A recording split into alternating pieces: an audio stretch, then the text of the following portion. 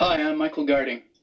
I started doing these Conn saxophone transitions probably last fall, so that would be about 8 or 9 months now. This is the very first sax that I've done, and it's been sandblasted by my friend Kelly. He also stripped the nickel off the keys. I've got video for that in this video here. I've kept all the original key guards because I love the look of these key guards on the old Conns, keep it authentic looking. The other things that I kept original are the F sharp. This one's a Yamaha auxiliary F sharp, and I had to modify it a lot. And to be honest, the original auxiliary F sharp works just fine with the Yamaha keywork. It didn't take away from the ergonomics of it at all. And the other key that I kept, or part of it anyway, was the low B, because it was already in place with these posts. There used to be a shaft going through here. I turned those into pivot screws, and I had to create linkages, reverse linkages for the low B and the low C sharp. You'll see that in the video. I've also done an alto, which is a 1931 Art Deco. This is a beautiful horn, and this was probably 1.5 times the work as one of the tenors. But it came out great. There were points where I had gotten in so deep and thought, what am I doing? Why did I start this? There was just so much modification that had to go on to make it feel like a Yamaha, and keep the original placement of the Yamaha and make it work with these tone holes. But I'm really glad I pressed through. I love the look of it. I love the look of the brass posts on the silver body, and the nickel key work. Didn't have to strip the keys for that one. And it's very interesting sound, very authentic sounding. Not as free blowing as my Yamaha, obviously, but it definitely has its own characteristic, and I just love it. So anyway, this video is just an overview of each step that I had to take to transform the Conn keywork to the Yamaha keywork. If I had recorded every instant, every second of everything that I did, my computer probably doesn't have enough ones and zeros to carry it all. So I hope you enjoy this video. So this is the Conn tenor that we are going to put the new keywork on. So I'm going to strip all the keys off, and they'll probably end up in this box. I'll use a portion of the keys just to modify some of the Yamaha keywork that I'm going to put on it. And I'm going to leave the posts on because we're going to strip the nickel off this sax. I'm not a huge fan of nickel plating on instruments, so we're going to strip that off. I think the raw brass will be better, as well as the keywork will be raw brass as well. So, and then I can some of the posts I'm going to keep on, like probably the low B. I'll be using that. Everything else will probably come off, but at least I'll have those posts. I'll have to make a stop for the high E and stuff like that. So we'll just start removing keys.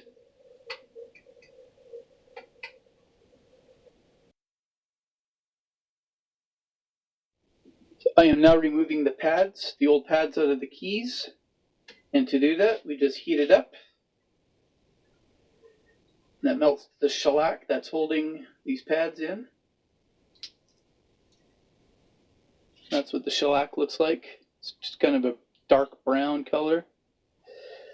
Those go in the garbage. And we just keep going. Oh, that one's done. There we go.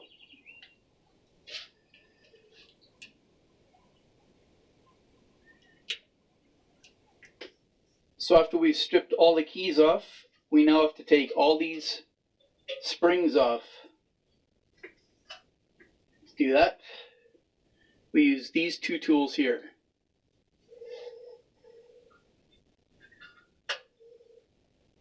Grab the spring. This one hooks around the post.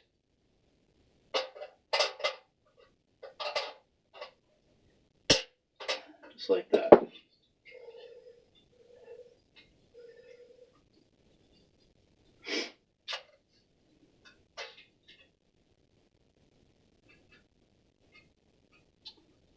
That was G. Next I'm going to remove this spring here. So I grab it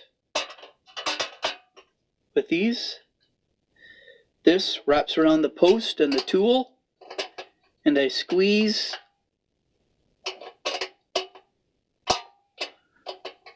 Some of these are pretty stiff. Come on.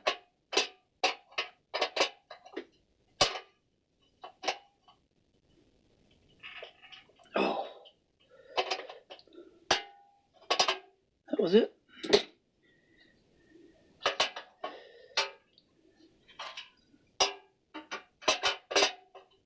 Gonna fight me all the way.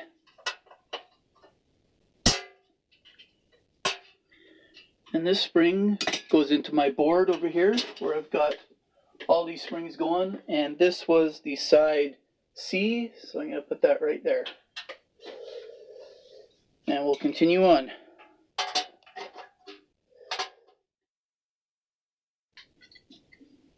So now that we have all the springs taken out of the posts, we can now remove all these posts from the donor body and put them on the board.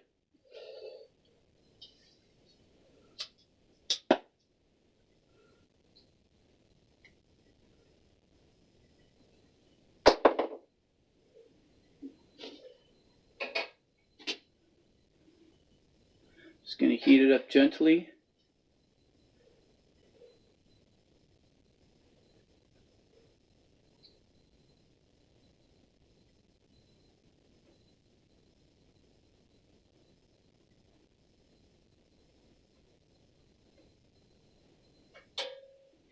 Just like that. Do the upper stack posts in order.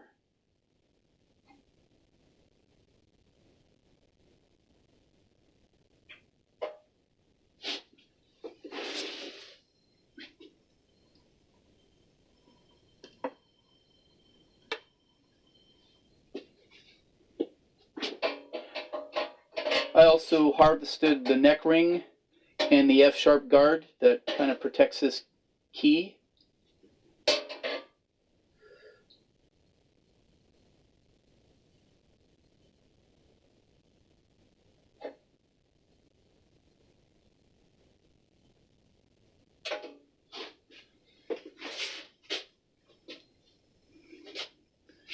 Now that faces, this is down, so we're going to put it in like so. I try and keep the posts oriented the same way in the board as well.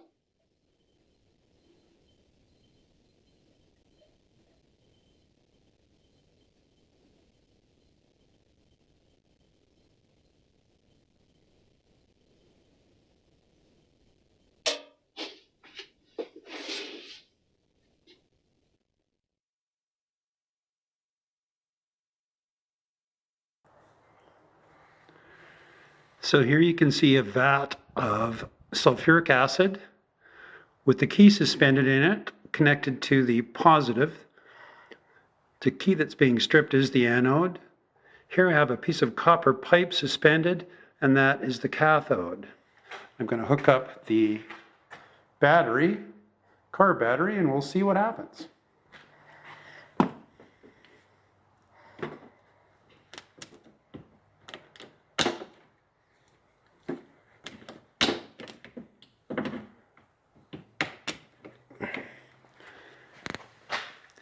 Immediately starts. You have to watch out for the fumes on this.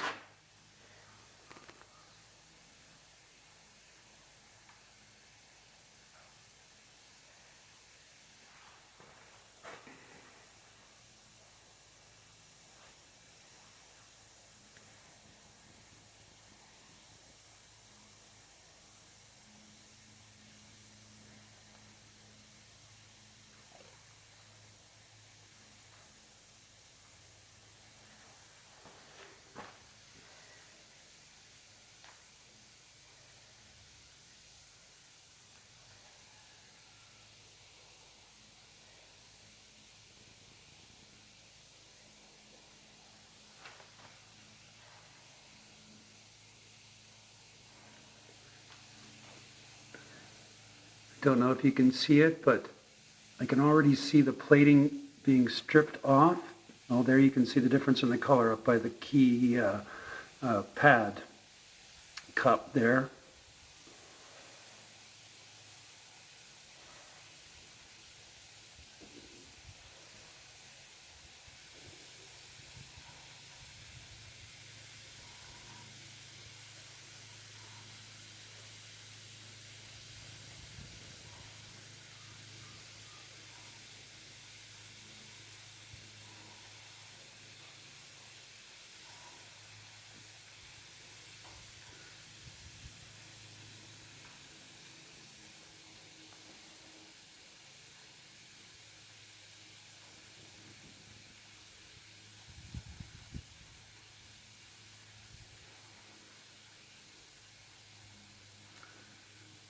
Looks to be coming up to being finished.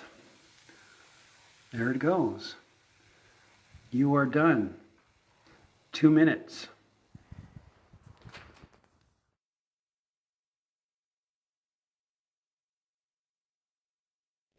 So I got the Tenor body back from Kelly. It's now been stripped of nickel, so it's raw brass. And I am now going to remove the body from the bell section here. But before I do that, I soldered on the new Yamaha brace, so I know exactly where the body has to be soldered back, the orientation of the body. So I've got that now soldered on. This is not soldered here, this is just loose, but it will tell me exactly where the body needs to go when I solder the body back to the bell. Anyway, I'm going to heat this up, and hopefully I'm going to keep the ring with the body, because this little tone hole here, they've carved away the ring. I don't know if you can see that. The ring is just carved away a little bit, and I don't want to have to carve another. So I'm hoping that the ring is going to come off with the body, so I'll heat it up here mostly. All right, here we go. Just heat it up all the way around.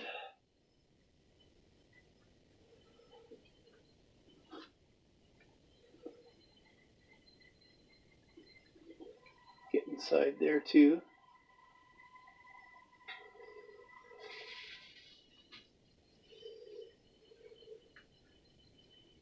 I'm just going to constantly wiggle it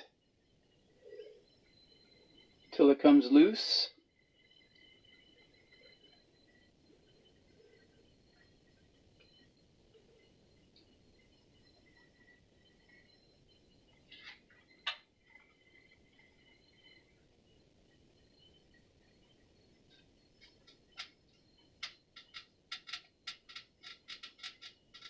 You can hear it starting to go.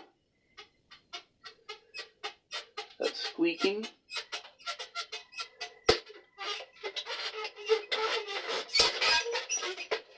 There we go. Success.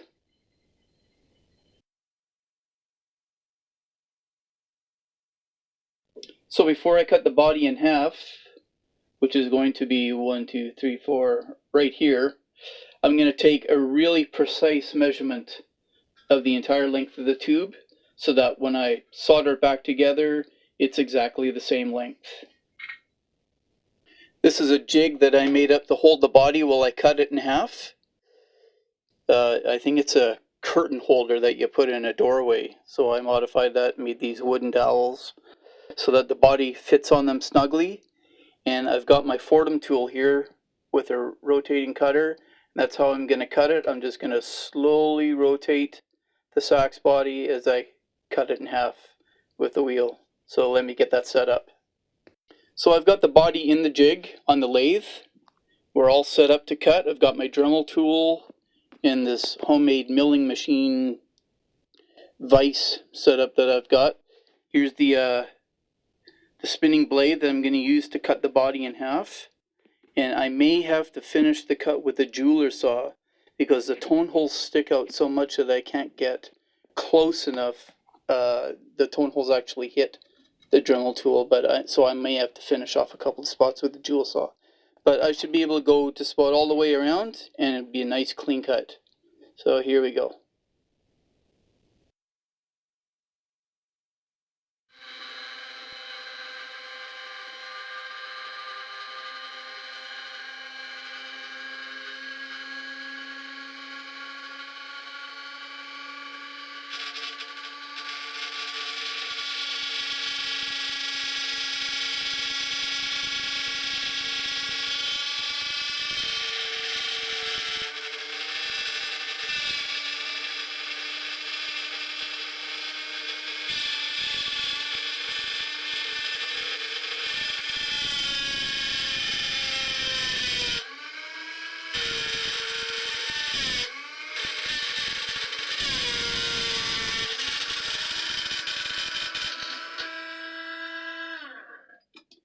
that's what happens when you go too fast.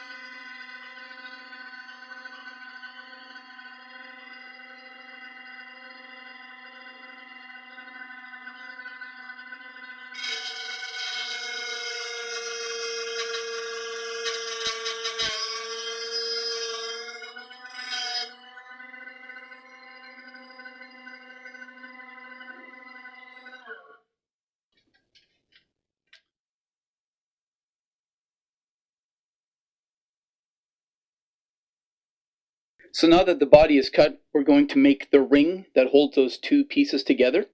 And to do that, I've put the chuck back on, and I'm just checking to make sure that it's pretty close to dead center. And I'm within 1/1000th of an inch, so that's pretty good. We'll proceed to cut the ring. So this is the brass that we're going to use to make the ring that holds the body parts together. I don't know what it's off of, some hydraulic pump or something like that, but it's brass, and actually the diameter is too big, so once I slice it off, I'm going to have to slice it off, remove some metal, squeeze it together, make sure it's round, silver solder it back together, so it's approximately the right diameter so I can machine it. Anyway, we'll go ahead and put this in the lathe and chop it off.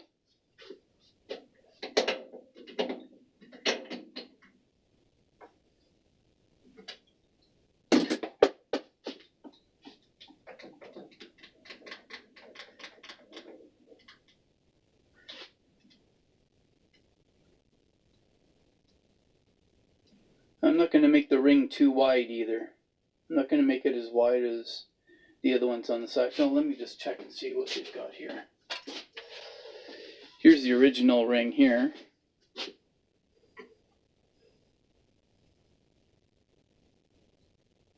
I think that'll be fine. Just need enough to hold the body parts together. Probably don't even need that much, but we'll go with that.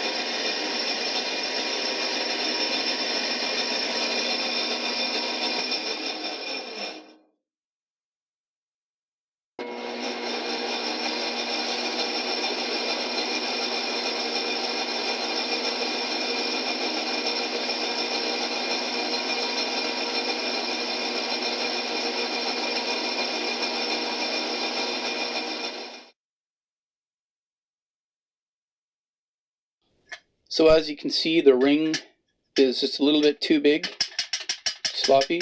So I'm going to put a cut in here, and I'm going to cut it on a diagonal so that when I squeeze it together and solder, there'll be more surface soldered together. So I'll go ahead and cut that, squeeze it in until I get just beyond this diameter. Then it'll allow me to machine it out true a little bit more, and then I can match the bottom half.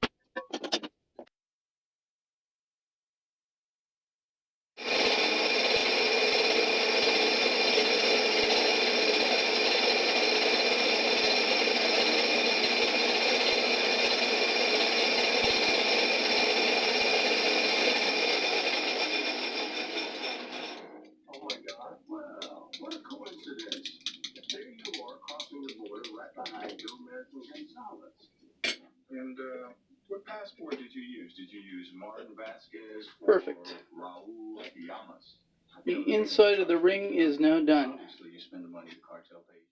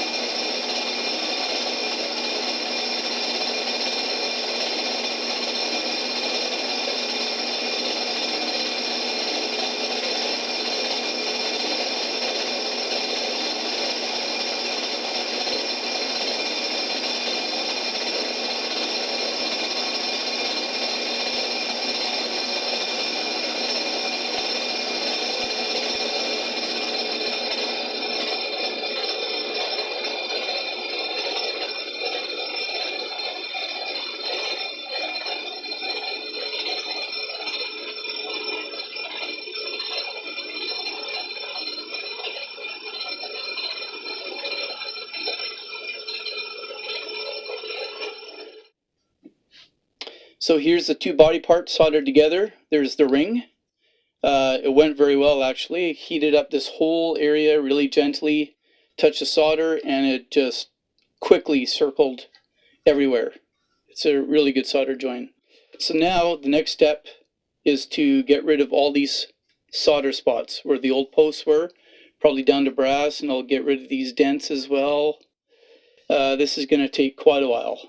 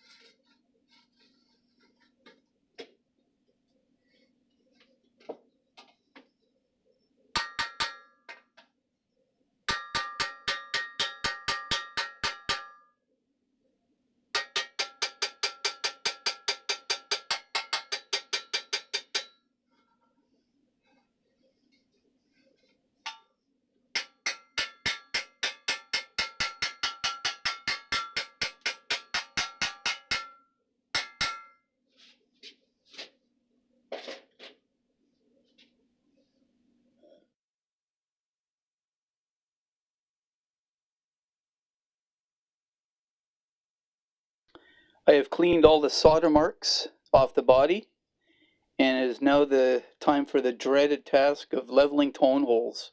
Some of these are really bad. Let me just turn on the light here for a sec. I've done these first two, and just checking with my flat edge. You can see that there's no light showing now. I'll go over to the F, and I'll show you what we're dealing with.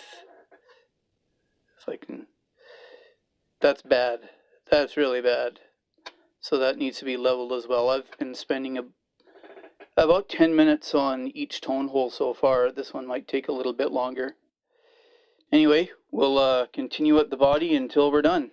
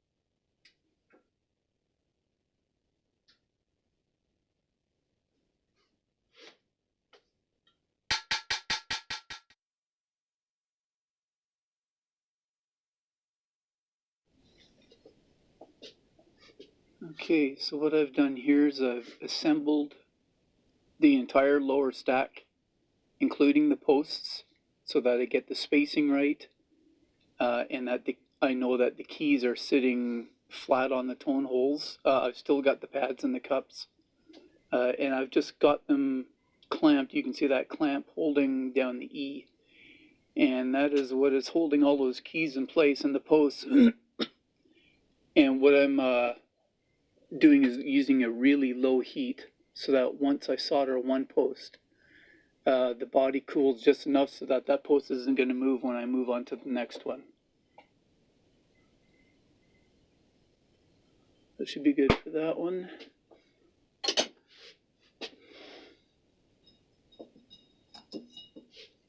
Just cool it off here with some water.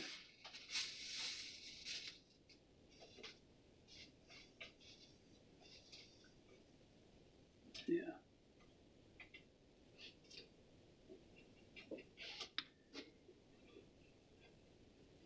And the lower stack is done.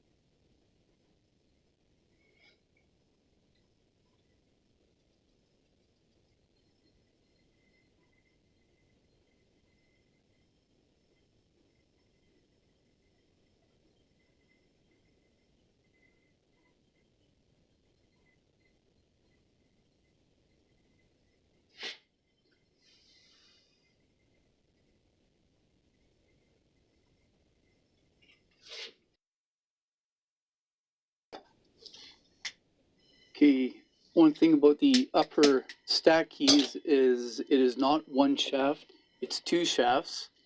The top shaft is the C, B, and A, and these lower posts here are the G sharp and the bis that I'm soldering right now. And they are two separate posts.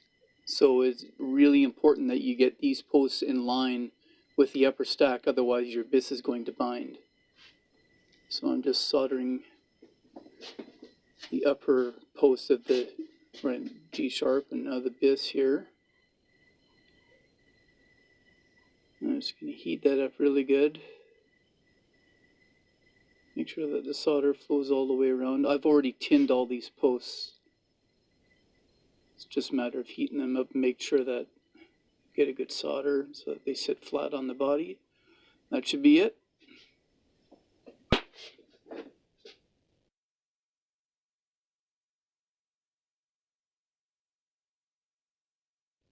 Alright, so I have all the stack keys soldered onto the body now, and because of where the ring is and where this post used to be, it would have ended up on the ring, and I didn't feel like fiddling around with the height of this post, so I made a longer shaft so the post now sits on the other side of the ring, but now we have this gap on the end of the bis.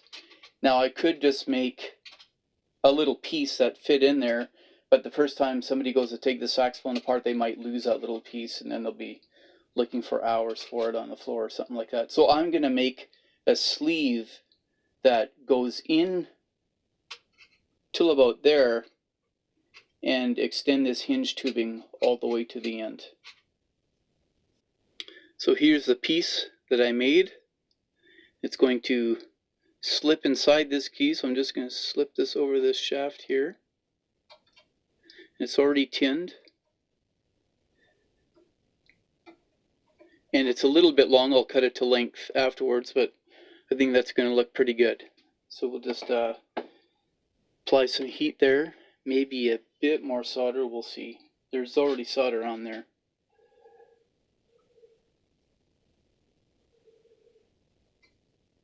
There it goes.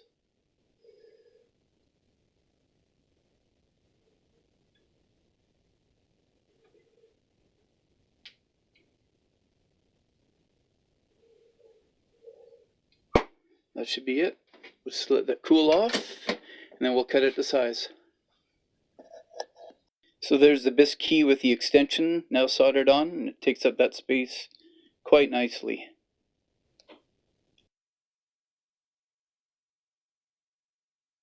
I'm going to solder the palm key saddle onto the horn. I put the keys on, line them up to these two tone holes. I'm going to have to cut the F, the high F, because it's too long. It comes way up here. But I'll deal with that later. I just wanted to get the rotational position and basically the height for these two keys here. So here we go.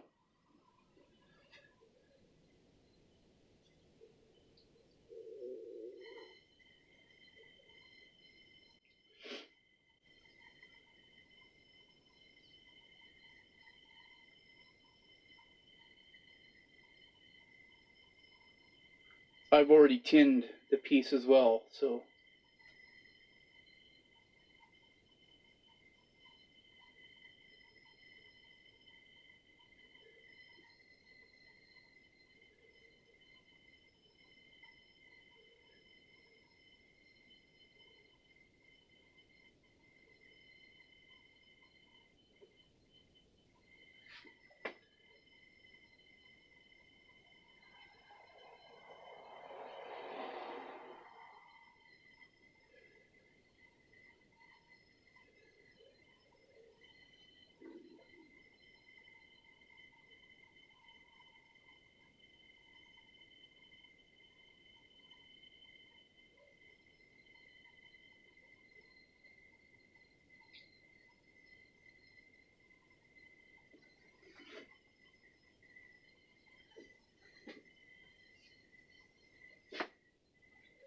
and that should do it.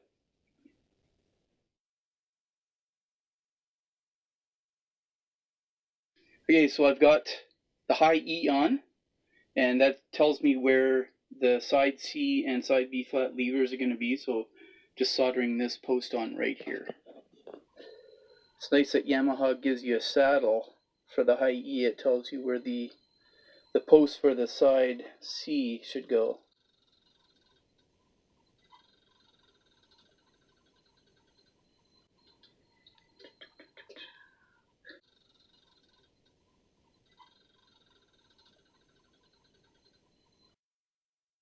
So I'm just flexing up the side C saddle that we're going to solder on, and we're going to tin it. Okay.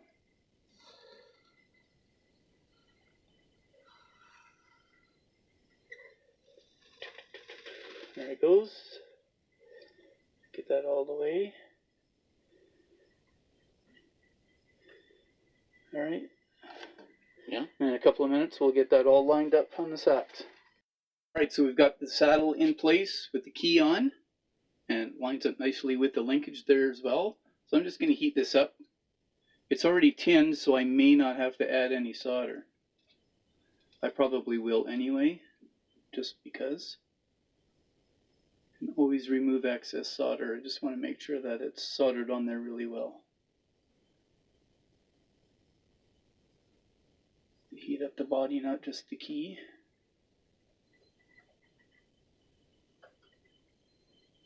Might even sacrifice a pad. There it goes. Done. I'll just let that cool off now. Remove the excess solder. So I've rigged up a jig to hold pivot screw posts in place with this telescopic light that I think my dad gave me.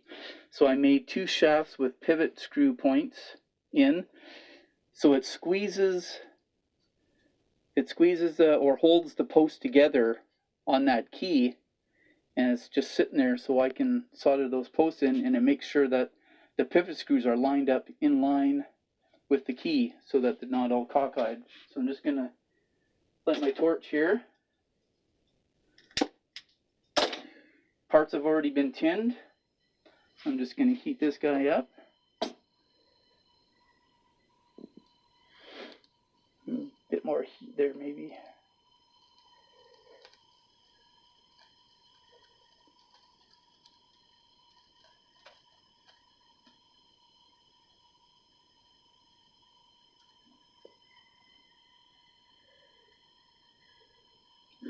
And there it is, solder is flowing. Alright, so we're putting the side B flat saddle on. We've got it all lined up with the key. We'll have to bend this up a little bit. Looks like it got bent down previously on the other horn, so we'll just heat this up, and I don't think I need to add any solder this time. Let's get that nice and warm.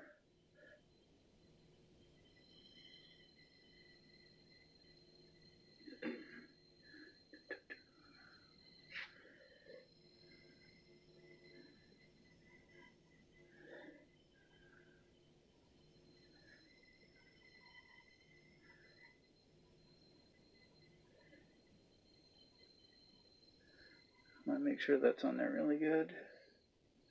I'm heating up mostly the body and not the key because the key is already tinned. So if the solder melts, it's because the body is hot enough to make it melt. That should be it.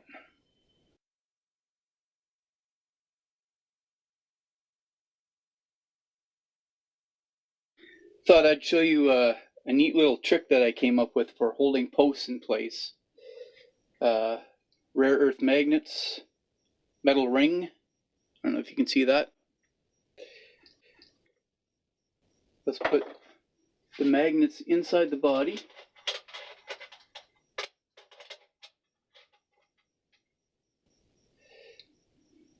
We'll just get those magnets like that. And it'll hold the post anywhere you want it. In this case, we're going to put on the thumb. I'm trying not to get in the way of the camera here. Pull this back a little bit.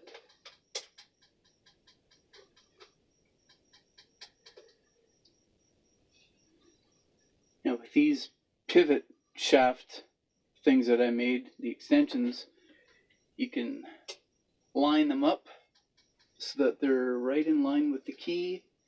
Make sure that the octave key is parallel to the pip key. That looks pretty good. So I'm just going to go ahead, heat that up until it's soldered on, and voila.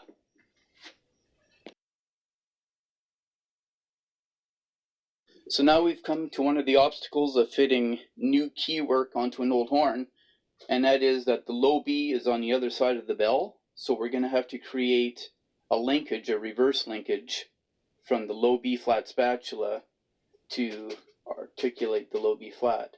So I've unsoldered the cup and the arm from the old key, and I've taken a piece from the high E, just a piece of brass, and that is now going to be soldered to the B cup. That's going to become the B cup. I'll have to drill holes and make pivot points in the end of those.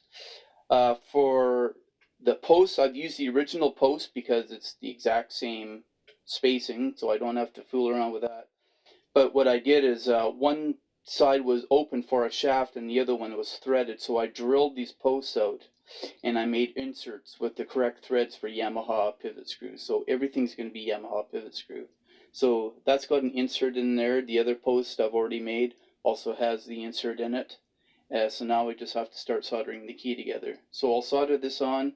Have to solder a spring hook about there as well. And then our articulation arm coming off this that the low B flat spatula can push down on. So we'll get started on that. Okay, so I faced off this end of the hinge tubing, and I've also, with this bit, made a little starter hole. And that can go back in its place. And I'm just going to drill a tiny hole in there so I can later use this tool to hone out the pivot screw hole.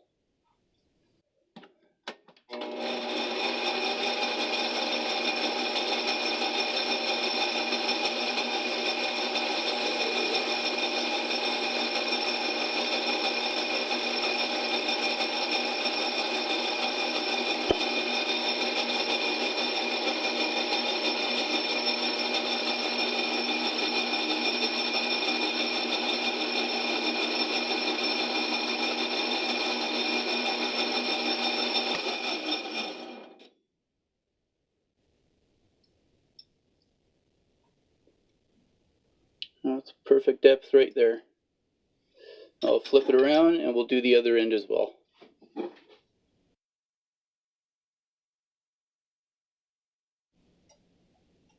Flex that up really good.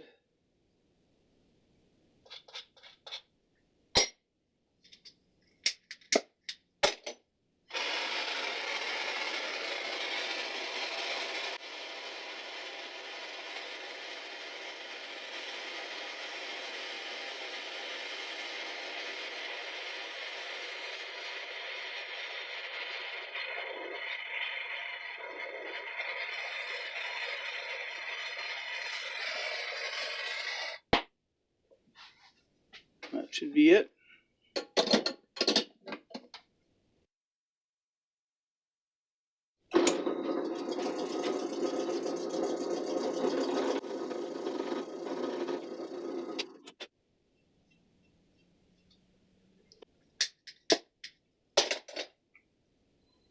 Just going to solder that spring catch in. It's already tinned.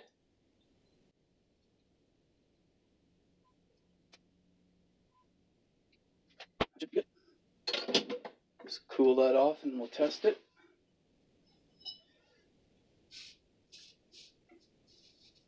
Yeah, it's solid in there.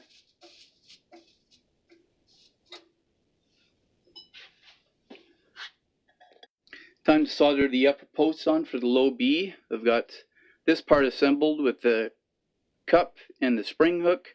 So now we're going to put the posts on. I've got it held on with my magnets again, rare earth magnets underneath, and a metal ring around my post. So we'll just solder that on and then we can start working on the linkage.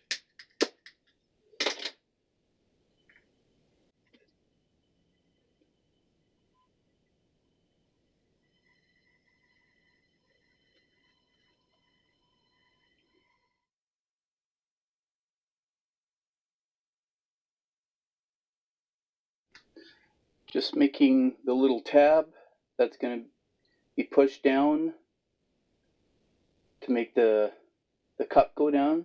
I'm just threading this, trying to stay out of the way of the camera.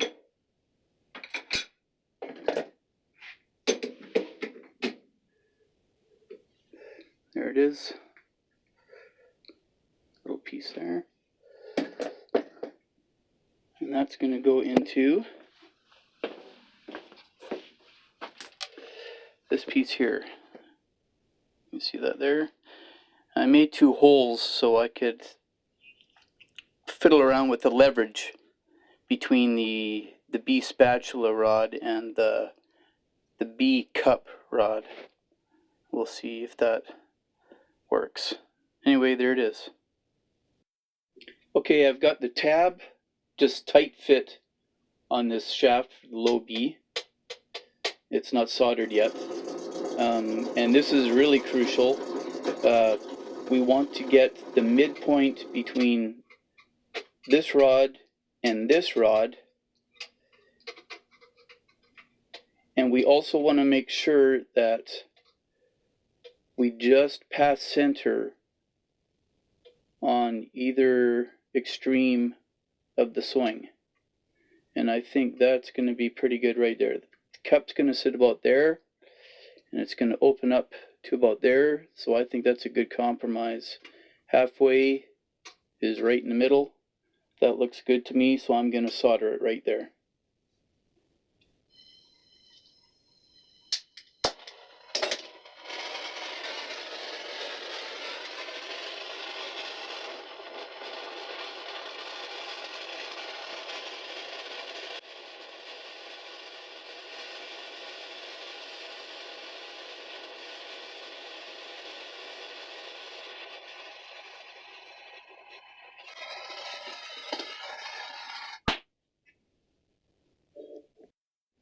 I've roughed out the other part of the linkage for the low B. That's this little guy right here. It's not finished yet. It still has to be cleaned up. But that's what's going to press down this tab here that is soldered to the cup. So I will solder this linkage to the rod that holds the spatula that you press down. I'll make sure that those are synced up just right.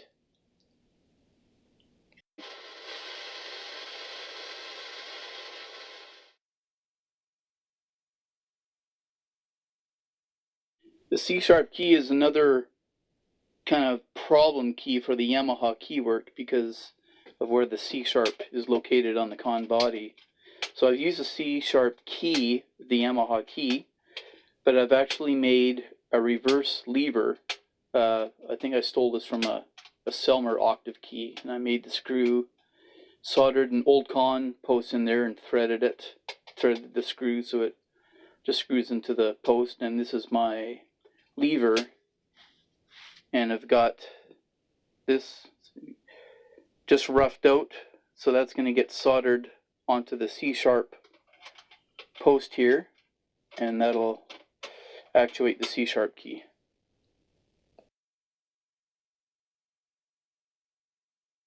I've now got this tab soldered to the C-sharp rod that's connected to the spatula, so it is now moving the C-sharp. I just have to solder a spring hook on the rod now, probably right about there. And then that C-sharp mechanism is finished.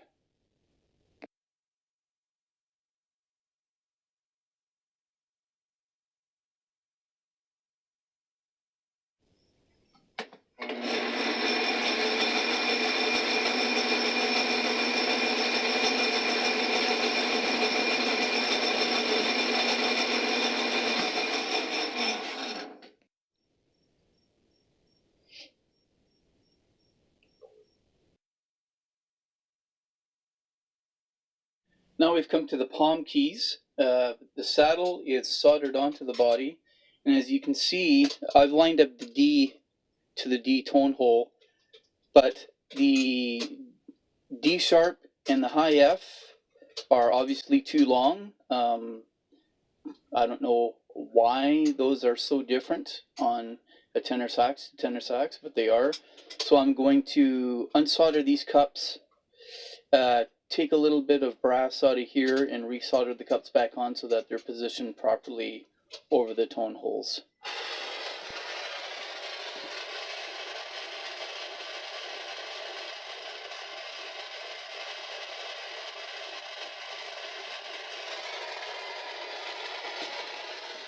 So I've made a wooden pad to fit in the cup so I can measure the length of the arm where it needs to be cut out, and I'm just going to mark it.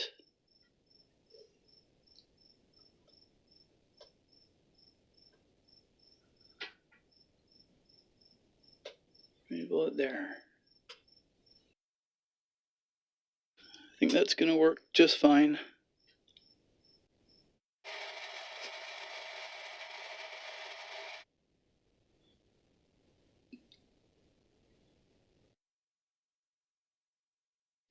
This is the high F. Just mark it here. I should be able to see that.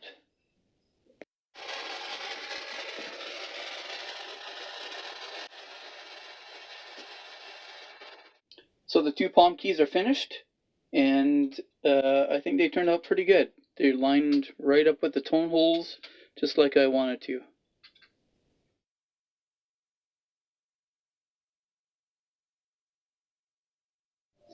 Alright, so these are the rest of the parts on the saxophone. The neck ring, the thumb, and the lower thumb rest here.